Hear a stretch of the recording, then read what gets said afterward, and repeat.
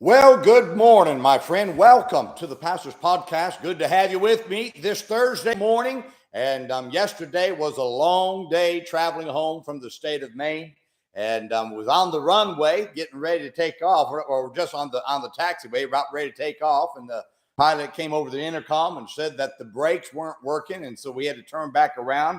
I'm thankful for that.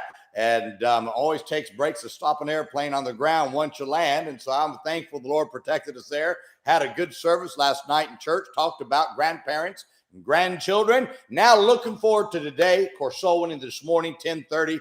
Then we get into the weekend. Looking forward to a great weekend here at Maranatha Baptist Church. Middle of summer. Let's be faithful. Everybody, no matter where you are, you be faithful to your church in the middle of summertime. Your pastor still works hard to feed you spiritually. You need to make sure that you're there. Let's stay busy. Let's serve the Lord. Let's do what we are supposed to do. Well, today, let's talk about a no-quit attitude. In Judges chapter 8 and verse 4, the scripture says, "And Gideon came to Jordan and passed over, he and the 300 men that were with him, faint, yet pursuing them." One of the great attributes about Gideon and his men that is often overlooked is their no-quit attitude. The battle they fought was not an easy or quick one, but they fought the battle until it was over. Their battle caused them to become weary. They continued to fight despite their weariness. The scripture says about these men's pursuit in the battle that they were faint, yet pursuing. Having a no-quit attitude is critical. If you are going to be the one who serves the Lord your entire life, serving the Lord is not easy, my friend. I wish I could say it was going to be, but it's not. Many have quit along the way because they've become weary, only to regret that they quit. Now, there's 3 times when you become faint in serving the Lord, but you must not quit. You got to have the no-quit attitude about serving God if you're going to continue pursuing God's will for your life. You see, it takes a no-quit attitude to run a bus route when you become weary with your week in and week out attempts to get people to ride your bus.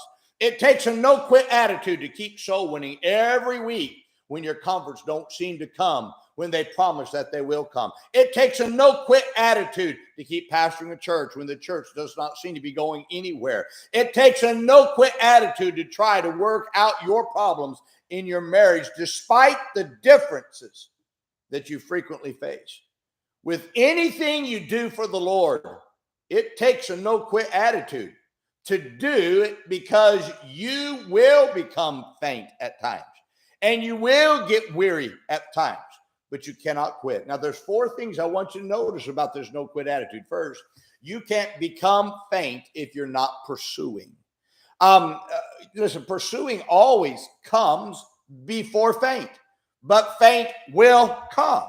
You never want to quit anything you're not doing. But okay, if I'm not doing anything, I don't want to quit. But get this now. But the fact that you want to quit means that you are pursuing. The thought of quitting comes across anyone's mind if they're pursuing, but it's got to be squelched, so that it doesn't take root in your mind and in your heart, that it eventually becomes your choice. Second, becoming faint is part of pursuing. So you can't become faint if you're not pursuing, but it is part of pursuing. Everyone is human and everyone gets winded at times, but that does not give us an excuse to quit. Just because you become faint while pursuing does not mean you should quit. Listen, you must have a no-quit attitude when you become faint. Determining that quitting will not be an option no matter how faint you become as you pursue is the only thing that's going to keep you going when you do become faint. Now, you're going to become faint. That's part of fighting the battle. That's part of running the race. But when you have a no-quit attitude, the only other option to take when you become faint while pursuing is this. Let's take another step. Third, faint yet pursuing is the choice of those whom God uses the greatest. God doesn't use quitters. He uses those with a no-quit attitude who continue to pursue despite being faint. Anyone God has used has been faint while they pursued. but that made them trust God to their benefit. It is foolish to think that you can pursue for God's sake and never become faint. It's a choice to continue pursuing despite being faint. Now, the difference between those who God uses is that some stop pursuing when they become faint, while those God uses, when they're faint, they keep pursuing. That's the difference. Now, I'm just telling you, you're going to get tired. People say, Brother Dominic, you're going to burn yourself out. Well, that's part of pursuing. You get faint. You might become weary, but we cannot become weary with well-doing. We cannot get faint. We're going to get tired. You got to keep on pushing through. You got to have that no quit attitude. And when you get faint, my friend, can I tell you, you just put one step in front of in front of the other. Why? God says, they that wait upon the Lord shall renew their strength. They shall mount up with wings as eagles. They shall run and not be weary. They shall walk and not faint. Oh, my friend, can I tell you, when you just keep going, God says he'll renew that strength. You see, the key is just keep on putting. It's like my dad used to tell me when I ran track. He'd say, son, you just keep running. That second wind is going to come. Now, I never found the second wind running long distance. I'm not a long distance person. But let me tell you what he was saying. He was saying you got to have a no quit attitude. You cannot quit no matter how faint you become. You may not feel like you take another step, but you just take that next step. You may not you say, I'm trying to get somebody to come to church, and you're a pastor and you become faint in this thing of pastoring. I'm telling you, you just cannot become faint. You got to say, I'm going to keep on going. But the no quit attitude is the key. You got to say, this is what I'm going to do. I am not going to quit. And when you choose and get that no quit attitude, my friend, when not quitting is not an option, then that's when you find the way to keep going. Then that's when God renews your strength. I hope you maybe you're faint this morning. Maybe you become faint as you serve the Lord. Now let's not quit. You embrace, I'm not quitting. I'm going to figure out a way.